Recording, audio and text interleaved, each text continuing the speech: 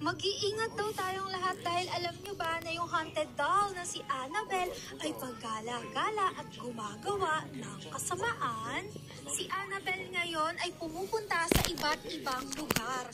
At nung pumunta siya sa New Orleans, meron daw isang mansyon ang nasunog at pinagbibintangan ng mga tao na si Annabelle ang may kagagawan nun. After nun, 10 na mga preso ang nakatakas sa jail. Sinasabi na si Annabelle ang tumulong sa mga preso na makatakas. Kaya ba talaga tong gawin ni Annabelle? Sino nga ba si Annabelle? Ito yung Annabelle sa movie, pero ito yung Annabelle sa totoong buhay.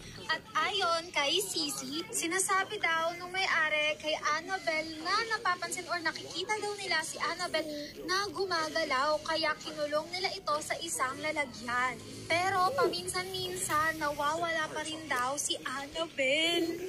Nahuhuli daw nila itong gumagalaw at binubuksan yung case nito at tumatakas siya dun sa lalagyan. Natatakot ako! Sana pala iba na lang yung tinanong ko kay Sisi. Alam ko kaya niyang sagutin lahat, pati yung nakakatakot na history ni Annabelle. Ganon kadaling kausap si Sisi at wala siyang kaya. Mag-iingat daw tayong lahat dahil alam niyo ba